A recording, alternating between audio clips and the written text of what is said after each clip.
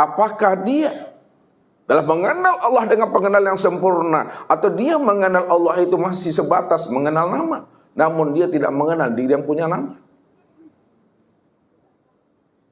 Maka jikalau kita hanya masih mengenal Allah sebatas mengenal nama, tidak mengenal diri yang punya nama, maka inilah yang dikatakan sebenarnya orang yang buta dan orang yang tersesat itu.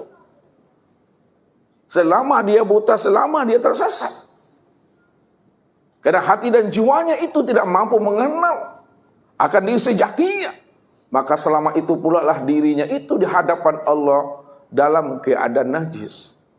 Ini yang Allah ungkapkan kepada kita. Innamal musyrikuna najasun. Sesungguhnya orang-orang yang musyrik, orang-orang yang tidak mampu memurnikan akan keesaan Allah di dalam zatnya, di dalam sifat asma dan af'alnya, masih ada dirinya, masih ada keakuan dirinya yang merasa dia wujud dan bersifat, maka selama itulah dirinya itu dalam keadaan najis. Kalau diri kita dalam keadaan najis, Bapak Ibu,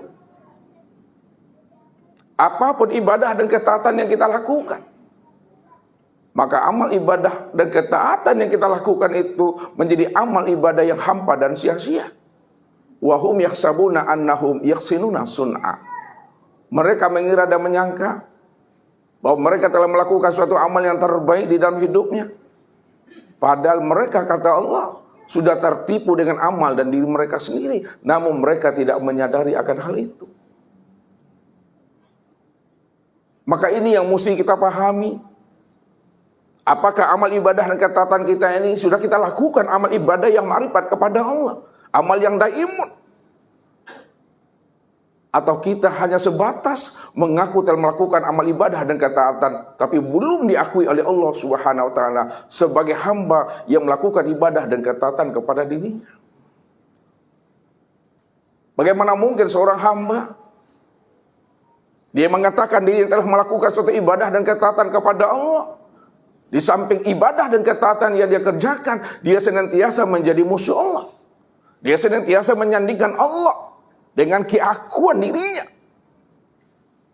Orang yang senantiasa menyandingkan Allah dengan keakuan dirinya, tentu ibadah dan ketaatan yang dia lakukan, Bapak Ibu, menjadi ibadah yang batal, ibadah yang hampa dan sia-sia. Jangankan Bapak Ibu menyandingkan diri kita ini kepada Allah, hati yang hujub saja, hati yang riya, hati yang hasad dan dengki saja, karena tidak mampunya kita memandang Allah pada segala yang wujud, apa yang dilihat oleh mata, lalu kita menjadi ujub dan riya kita, menjadi sombong dan takbur kita, lalu kita merasa suci dan bersih diri kita, maka itu adalah najis yang lebih berat daripada najis anjing dan babi, Bapak Ibu. Seorang ulama kasab, Bapak Ibu, arif billah, para aulia ilah, yang bernama Syekh Junaid, Bapak Ibu, ketika beliau berpapasan dengan seekor anjing, lalu dia merasa, Bapak Ibu, bahwa jubahnya yang dia pakai, merasa nanti jubahnya itu akan kena jilatan anjing. Ketika dia berpikiran seperti itu, Bapak Ibu, pada saat dia berpapasan dengan anjing itu, diangkatnya gamisnya, Bapak Ibu, disingsingkannya gamisnya. Kenapa diangkat dan disingsingkan gamisnya? Karena dia khawatir dan ragu, jangan-jangan seekor anjing itu benar-benar dia menyilat akan gamis yang ia pakai. Lalu diangkatnya gamisnya. Ketika gamisnya diangkatnya, Bapak Ibu, atas kudratillah wal iradatillah, maka seekor anjing pun berbicara kepada Syekh Junaid itu. Wahai Syekh Junaid, kenapa engkau sing-singkan jubahmu? Kenapa engkau angkat jubahmu? Apakah engkau khawatir jubahmu itu kena najis daripada diriku ini? Kalau engkau khawatir jubahmu kena najis dengan diriku, maka najis yang melekat pada jubahmu itu masih bisa dibersihkan, wahai Syekh Junaid. Cucilah, basuhlah jubahmu itu 7 kali dengan air, salah satunya dicampur dengan tanah. Tapi apabila Syekh Junaid, engkau menyingsingkan dan mengangkat gamismu karena engkau merasa mulia, lebih suci dan lebih bersih daripada aku, maka ketahuilah wahai Syekh Junaid, sesungguhnya najis yang ada di dalam hatimu, najis yang ada dalam rohanimu, najis yang ada dalam jiwamu, itu tidak pernah bisa dibersihkan dan disucikan. Walaupun dibersihkan dan disucikan dengan 7 lautan dan 7 samudra, tidak bisa dibersihkan. Lalu apa kata seekor anjing tadi? Melanjutkan pembicaraannya. Walaupun Allah menciptakan aku sebagai seekor anjing, wahai Syekh Junaid, namun aku tidak pernah berburuk sangka kepada Allah. Aku tetap patuh kepada Allah. Karena Allah yang menciptakan aku, yang maha baik, yang maha tahu.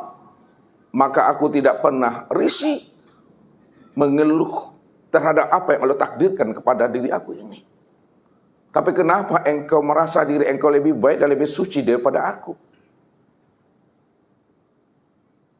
Maka ketika itulah Bapak Ibu, Syekh Junaid itu menangis terhadap apa yang disampaikan oleh seekor anjing kepada dirinya. Lalu dia pun minta maaf kepada seekor anjing tadi. Setelah beliau minta maaf kepada seekor anjing tadi, Bapak Ibu, lalu apa kata beliau kepada anjing tadi? Marilah ikut bersama aku untuk berdakwah kita ke suatu tempat. Apa kata seekor anjing tadi, Bapak Ibu? Wahai Syekh Junaid, cukuplah kita bertemu di sini saja. Engkau lanjutkanlah perjalanan engkau untuk berdakwah. Aku juga akan melanjutkan perjalanan aku untuk berdakwah. Sebab apabila engkau bawa aku, engkau ajak aku untuk ikut beserta dirimu, hai Syekh Junaid, ketahuilah, nanti jamaahmu menganggap dirimu itu hina, dan aku pun dilempar oleh batu dengan jamaah. Daripada aku dilempar oleh jamaahmu dengan batu, hai Syekh Junaid, dan engkau nanti dihinakan oleh jamaahmu, maka lebih baik kita berpisah. Aku melanjutkan perjalananku dan kamu melanjutkan perjalananmu. Apa iktibar sebenarnya Bapak Ibu? Apa rahasia yang mesti kita ambil di balik dialognya Syekh Junaid dengan seekor anjing ini? Hati yang tidak mampu memandang Allah di sebalik apa yang dia lihat. Walaupun bentuknya yang berbeda, wujudnya yang lain. Namun ketika dirinya masih merasa dirinya yang mulia, dirinya merasa lebih daripada yang lain, merasa mulia dan merasa lebih, merasa suci dan merasa bersih daripada yang lain, najis yang ada di dalam hati ini Bapak Ibu tidak pernah bisa disucikan dengan 7 lautan dan 7 samudra. Maka disinilah baginda Rasul menjelaskan kepada kita, wujuduka zanbun, adanya pengakuan dirimu itu, yang merasa dirimu itu ada dan bersifat merasa mulia, merasa suci, merasa lebih daripada yang lain, itu adalah dosa. Yang dosanya itu adalah amat sangat besar.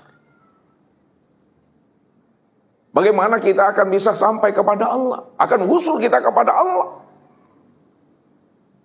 kalau di dalam hati dan rohani kita itu masih ada sebesar zarah sifat takbur, ujub, merasa diri kita ini ada di hadapan Tuhan. Ini yang disebut namanya udu'allah. Maka pantaslah baginda Rasul menjelaskan kepada kita ini, la tadkhulul jannata man kana fi qalbihi misqala dzarratin min kibir. Tidak masuk surga seseorang kamu, walaupun kamu dikatakan sebagai seorang ahli zikir, ahli ibadah. Tapi apabila ada di dalam hatimu sebesar zarah, muncul sifat takbur, muncul sifat ujub, muncul diri yang merasa diri lebih suci dan lebih bersih daripada yang lainnya. Maka merasa lebih suci, lebih bersih daripada yang lainnya. Itu adalah penghalang bagi dirimu untuk bisa masuk ke dalam rahmatnya Allah. Itu adalah hijab dan batu licin bagi dirimu untuk bisa usul kepada Allah. Makanya Rasul menjelaskan kepada kita, Al-Islamu nazifun la yadkhulul jannata illa nazif. Islam itu adalah agama yang suci. Islam itu adalah agama yang fitrah, yang bersih. Tidak ada yang bisa usul kepada Allah. Tidak ada bisa yang masuk ke dalam surganya Allah. Kecuali orang-orang yang mana hati dan rohaninya benar-benar suci dan bersih. Tidak ada lagi di situ sebesar zarah terlihat akan keakuan dan kesadaran dirinya merasa berbuat di dalam hidup ini. Maka ini yang kita tilik. Ini yang mesti kita silau dan sentar di dalam diri kita ini. Apakah kita ini masih merasa diri kita ini ada? Apakah diri kita ini masih merasa diri kita ini bersifat? Atau betul-betul diri kita ini hapus dan tiada? Yang ada itu hanya Allah semata-mata. Maka orang yang cerdas, orang yang arif dan bijaksana adalah orang yang mau menyentuh dan menilik ke dalam dirinya ini. Sehingga ia senantiasa memfanakan wujud dan sifatnya ke dalam wujud dan sifatnya Allah. Lalu dia istiqomah menjaga akan kesucian dirinya itu. Tidak terlihat lagi akan adanya kesadaran keakuan dirinya yang merasa hidup dan berbuat ini. Maka dialah orang yang beruntung. Dialah orang yang selamat. Tapi sebaliknya kata Rasul, wal ajazu man atba'a nafsahu hawahu wa tamanniyal amani. Orang yang bodoh kata Rasul, orang yang tidak cerdas dan tidak arif serta bijaksana adalah orang yang lebih condong mengikuti keinginan hawa nafsunya yang rendah dan cinta dunia yang berkelebihan. Sehingga dia tidak mampu menyenter, menyilik dan menyilau ke dalam dirinya ini. Itulah orang yang rugi dan celaka. Orang yang senantiasa menyandingkan dirinya di hadapan Allah. Tidak sadar dia bahwa dirinya itu sebenarnya adalah tiada. Kalaulah diri kita ini benar-benar tiada, kapan sebenarnya tiadanya diri kita ini? Tiadanya diri kita ini Bapak Ibu, sejak mula adanya kita nggak pernah ada. Kapan sejak mula adanya kita tidak pernah ada? Sejak Allah itu wujud. Sejak Allah itu menyatakan dan menjelaskan, innani anallah, la ilaha illa ana. Sesungguhnya aku ini adalah Allah. Aku ini adalah Rabb. Tidak ada yang wujud, tidak ada yang nyata, tidak ada yang bersifat. Yang awal, akhir, zahir dan batin. Yang wujud, yang melihat, mendengar dan berkata, mengetahui, berkuasa, berkehendak dan hidup. Melainkan sebenar-benarnya yang wujud. Sebenar-benarnya yang melihat. Sebenar-benarnya yang mendengar, berkata, mengetahui, berkuasa dan hidup. Melainkan hanya aku semata-mata, kata Allah. Ini yang mesti kita pahami. Bahwa diri kita ini benar-benar di hadapan Allah. La haula wa la quwata illa billah. Jadi apa yang kita ucapkan, apa yang kita utarakan, apa yang kita sebut itu, hendaklah kita paham dan mengerti makna yang sebenarnya. Jangan kita hanya pandai berlapas mengucapkan suatu kalimat haqala, la haula wa la quwata illa billah. Tapi setelah kita mengucapkan kalimat itu, lalu kita pun merampok hak Allah kembali. Merasa pula kita ini yang hidup. Merasa pula kita ini yang bergerak. Merasa pula kita ini yang memandang dan mendengar. Merasa pula kita ini yang sholat. Yang ruku. Yang i'tidal, sujud dan duduk. Maka inilah pesannya Rasul kepada kita. Man sholat sholatan falam ta'murhu bil ma'ruf walam tanhahu anil fahsya'i wal munkar lam yazdad biha minallah illa bu'ada. Barang siapa yang mendirikan sholat, lalu sholatnya itu tidak mampu menghantarkan dirinya kepada yang ma'ruf, dan sholatnya itu juga tidak mampu mencegah perbuatan dirinya daripada perbuatan mungkar, melepaskan keakuan dirinya di hadapan Allah, lam yazdad biha minallah illa bu'ada. Ingatlah kata Rasul, sholat yang dia kerjakan tidak mampu mencegah dirinya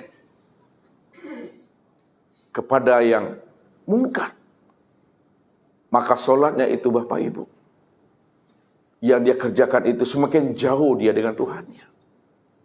Inilah orang yang merampok hak Allah di dalam sholatnya, disebabkan dia tidak mengenal akan hakikat sejati dirinya, sehingga dia tidak tahu siapa Tuhan yang sebenar-benarnya itu.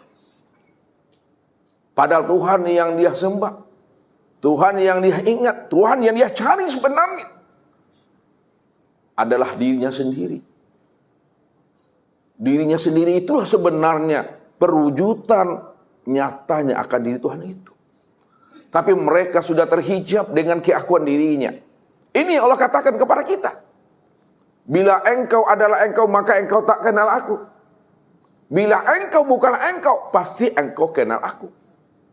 Maknanya Bapak Ibu, bila kita merasa kita ini ada, kita ini bersifat, maka selama kita ini ada dan merasa kita ini bersifat, selama itulah kita tidak akan pernah mengenal Allah. Sebenarnya yang wujud itu adalah Allah, dan yang bersifat itu adalah Allah. Maka supaya Allah cuma yang wujud semata-mata, keluar kita daripada keakuan diri kita, keluar kita dari kesadaran diri kita yang merasa bersifat itu. Kalau kita sudah keluar daripada keakuan kita, kesadaran diri kita yang merasa kita wujud dan bersifat, maka ketika itulah kita bisa memahami dan menyadari bahwa diri inilah nyatanya akan diri Tuhan itu. Walaupun diri ini Ustaz katakan, inilah perwujudan nyatanya diri Tuhan, bukan berarti kita ini mengaku Tuhan. Bukan kita jadi Tuhan Bapak Ibu.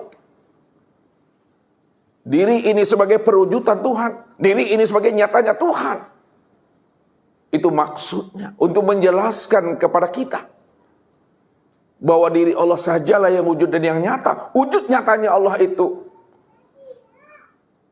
nyata pada sekalian alam. Akan tetapi wujud nyatanya Allah pada sekalian alam itu Bapak Ibu, sempurnalah pada diri masing-masing. Walaupun Ustadz mengatakan wujud nyatanya diri Allah itu pada diri masing-masing, namun ingat, diri masing-masing bukanlah nyatanya diri kita. Dirimu bukanlah dirimu. Akan tetapi dirimu bentuk lain daripada rupa diriku. Akulah dirimu, dirimu itulah nyatanya aku, kata Allah. Maka disitulah hilang dan lenyapnya diri kita ini. Kemana hilang dan lenyapnya diri kita? Hilang dan lenyapnya diri kita, tentu lenyap dan hilangnya diri kita itu ke dalam wujudnya Allah. Hakikat di balik itu Bapak Ibu, apa yang mesti dilenyapkan? Apa yang mesti dileburkan ke dalam wujudnya Allah? Karena sejak dahulunya kita nggak pernah ada.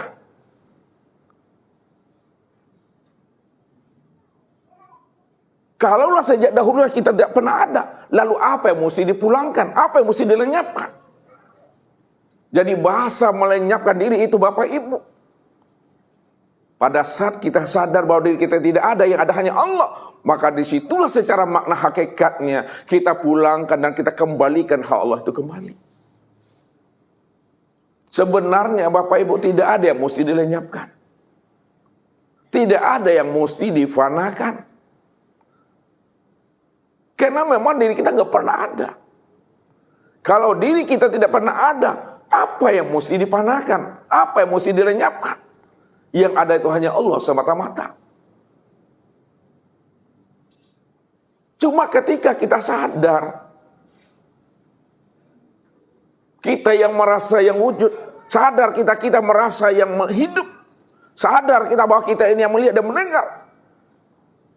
Setelah kita menyadari itu, bahwa diri kita itu bukanlah diri kita, yang wujud itu hanya Allah, yang hidup itu hanya Allah, maka disitulah rahasianya, pulangkan, fanakan diri ini kembali kepada Allah. Itulah makna hakikat sebenarnya.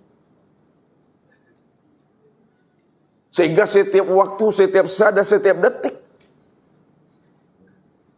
diri kita ini Bapak Ibu benar-benar adalah hapus Bapak Ibu. Inilah orang yang berjalan membawa diri Tuhan. Bahasa berjalan membawa diri Tuhan, sebenarnya kalau kita paham juga tidak ada membawa diri Tuhan. Tidak ada yang mesti dibawa Bapak Ibu. Yang berjalan itu memang Tuhan. Dialah yang berjalan. Nyata kudratnya itu pada kaki. Dialah yang memandang dan melihat itu nyata pada mata. Dialah yang mendengar itu nyata pada telinga. Dialah yang berkata itu nyata pada lisan. Dialah yang paham dan berilmu itu nyata pada akal. Dialah yang berkehendak itu nyata pada hati. Dan dia pula lah yang hidup Bapak Ibu. Nyata pada napas, turun naik, keluar masuk pada hidup itu Bapak Ibu. Inilah yang mesti dipahami. Makanya Allah katakan apa? Siapa yang tidak sadar dengan dirinya, lalu dia merasa beramal, ingat kata Allah,